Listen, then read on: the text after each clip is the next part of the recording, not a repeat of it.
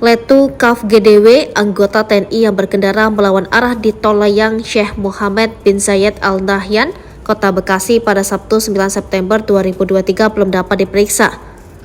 Kapendam Jaya Letkol Infanteri Herbert Andi Amino Sinaga mengatakan, Letu Kaf GDW belum dapat diperiksa polisi militer Kodam Jaya karena masih dirawat di RSPAD Gatot Subroto. Lantaran belum dilakukan pemeriksaan, Letu Kaf GDW kini masih berstatus sebagai saksi dan belum ditetapkan sebagai tersangka oleh penyidik Pomdam Jaya yang menangani kasus. Pelaku sudah ditahan penyidik Pomdam, namun karena faktor kesehatan, Letu GDW ini yang bersangkutan belum bisa memberikan keterangan, kata Herbert di Jakarta Timur. Berdasar pemeriksaan kesehatan sementara, Letu Kaf GDW diketahui mengidap penyakit terkait psikologis dan kini berstatus dalam pengawasan satuan tempatnya bertugas.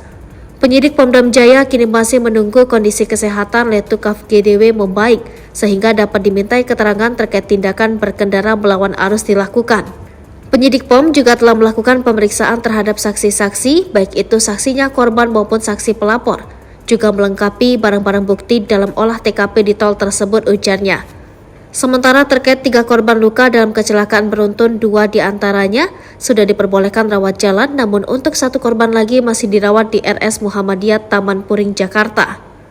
Herbert menuturkan terhadap 7 mobil yang mengalami kerusakan akibat kecelakaan lalu lintas, kini tengah dalam proses perbaikan dengan pembiayaan ditanggung pihak Kodam Jaya yang masih dirawat atas nama Dina Malisa karena mengalami patah bahu dan dilaksanakan operasi di RS Muhammadiyah Jakarta Selatan. Kini di tahap dalam pemulihan pasca operasi, tuturnya.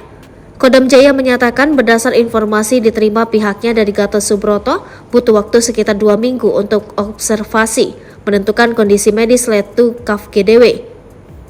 Dan Pomdam Jaya Kolonel CPM Irsyad Hamdi B. Anwar menuturkan hasil pemeriksaan medis tersebut juga nantinya akan menjadi acuan bagi penyidik dalam menangani proses hukum.